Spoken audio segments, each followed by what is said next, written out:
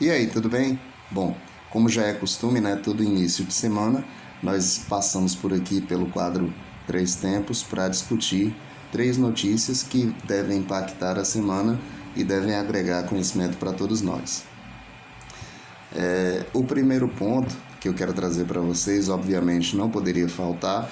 Hoje são 8 de março, Dia das Mulheres, e eu quero parabenizar todas vocês, as mulheres que colocam a cara, enfrentam os desafios, as mulheres que são altivas, que conseguem efetivamente se impor nesse mundo que é tão complexo para as mulheres, que sempre foi e continua sendo tão complexo para as mulheres nessa sociedade brasileira, onde o machismo prevalece. Mesmo com tudo isso, vocês conseguem chegar onde querem. Quero também agradecer, porque hoje a gente tem as discussões sobre o empoderamento, que são discussões muito importantes, mas aí muitas vezes a gente coloca um tipo de mulher como modelo, sendo que há uma complexidade de mulheres e existem várias formas de viver, várias formas de ser feliz, várias formas de se sentir uma pessoa realizada, várias formas de resistir.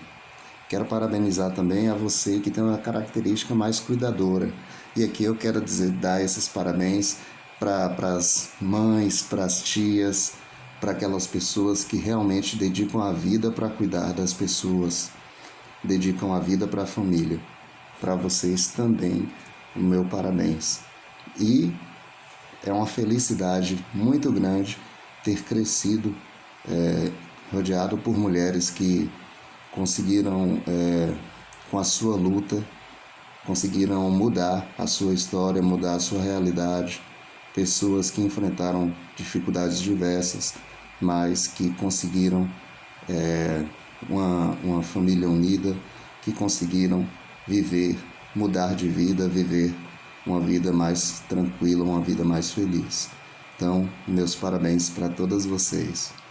O segundo ponto que eu quero tratar é que eu não sei se vocês perceberam, mas nos últimos tempos, nas últimas 2 semanas pelo menos, nós estamos tendo dias com picos, dias com 30 casos de um dia para o outro, 50 casos.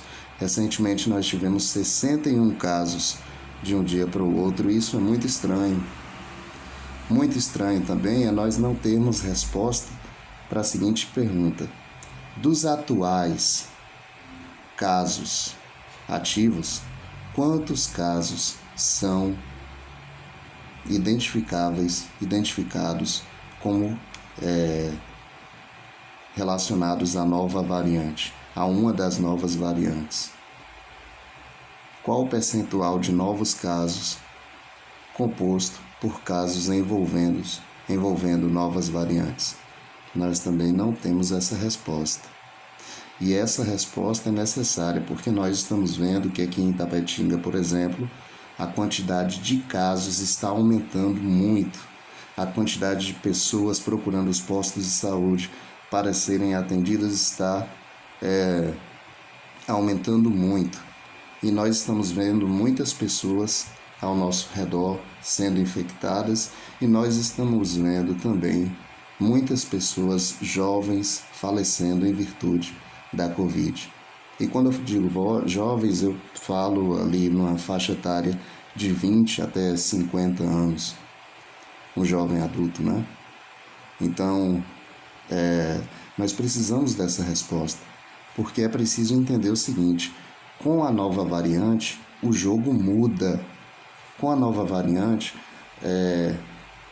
a capacidade de transmissão da doença aumenta bastante. Eu fiz um vídeo aqui recomendando para as pessoas a máscara a máscara N95, que é uma máscara que tende a proteger melhor para as pessoas que trabalham com o público, que estão lá recebendo gente constantemente.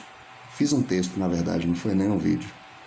E para encerrar, para não ficar muito longo o vídeo, não tem como deixar de comentar o que aconteceu hoje.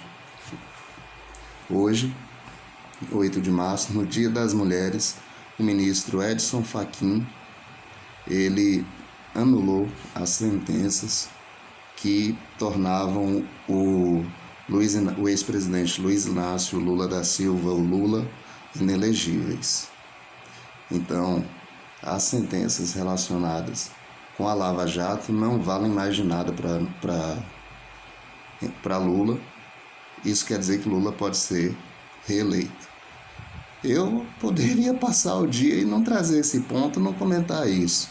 Mas o que eu quero dizer é que eu tenho minhas críticas ao período do PT. Mas as minhas críticas, elas vão muito além do que a maioria das pessoas levanta como críticas. Eu critico, a maioria das pessoas fala sobre corrupção, que houve corrupção, que houve mensalão, que houve petrolão. Tudo bem, isso aí é verdade, eu concordo. Que a Dilma tomou decisões erradas na economia. Na minha concepção, algumas decisões tomadas no segundo mandato da Dilma foram decisões muito equivocadas. A começar por colocar lá o Levi, na verdade. Foi um tapa na cara após a reeleição dela. Ela falou que ia fazer uma coisa e aí colocou um presidente um ministro da economia. Enfim, as minhas críticas, na verdade, estão mais relacionadas com a não realização da auditoria da dívida pública, né? A gente conseguir entender que dívida é essa e por que praticamente 40% do orçamento federal é destinado para pagamento de juros e rolagem de juros da dívida. Como é que você tem uma dívida e depois você não vai querer entender esse perfil da dívida, de repente renegociar o perfil da dívida? Essa sim é uma verdadeira mordaça. Vocês viram a reforma da Previdência? Aquela discussão toda, a Previdência, o Brasil vai quebrar. A Previdência, o gasto com Previdência é correspondente a 25% do orçamento público. Dívida, rolagem da dívida, 40%. Por que a gente não faz estardalhaço em relação a isso? Quem é que está ganhando com isso? Essa é a minha crítica. Outra crítica, a manutenção do tripé macroeconômico, que nos amordaça, que nos mantém nessa política neoliberal, que acaba mantendo um ajuste fiscal que nos enforca, e por consequência mantém o Brasil como um dos países que tem a maior distância entre ricos e pobres. Ou seja, existe uma massa muito pobre, uma massa ali que está no perfil de ganhar até R$ 1.500, R$ 2.500, a maioria da população brasileira, que é uma massa que está ali na classe D, classe E, em detrimento de pouquíssimos que são bilionários, milionários. E quando você vai analisar, tem toda essa conversa da meritocracia, né? Mas quando você vai ver, você percebe que em muitos casos há muita ajuda do Estado para a manutenção da riqueza dessas pessoas. Outra crítica, eu critico os refis, critico o perdão da dívida, perdão de dívidas das igrejas, perdão da dívida de grandes empresários, perdão da dívida dos bancos, perdão de dívida do agronegócio. Então, quem exige sacrifício do trabalhador deveria também estar disposto a realizar o seu sacrifício. Então, essas críticas são as críticas que eu tenho em relação ao PT, ao período do PT, que, na verdade, manteve a mesma política econômica que vinha desde do Fernando Henrique Cardoso. Esse é um ponto. Agora, também é inegável as coisas boas que eles fizeram em relação à universidade, em relação à expansão do serviço de saúde, em relação à energia elétrica para as pessoas, em relação ao brio da pessoa dizer, não, eu tenho condição de comprar e pagar, essa coisa relacionada ao consumo, né?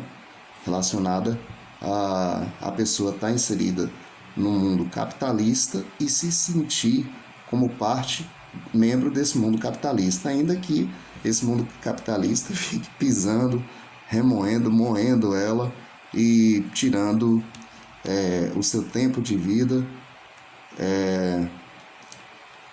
sugando as suas energias. Essa é a realidade. A gente trabalha e muitas vezes não adquire nada. E quando adquire, muitas vezes fica endividado para o resto da vida. Então, com isso, quero dizer para vocês, novamente, parabéns mulheres, feliz Dia das Mulheres. Vocês são muito importantes. O mundo está cada vez caminhando mais para reconhecer os seus direitos. Parabéns, minha irmã Franciele, parabéns, minha mãe Josenaide, parabéns, meu amor, parabéns, Milena, e estendo assim os meus parabéns para todos e todas vocês. É isso aí. Boa semana para todos vocês. Forte abraço. Tchau.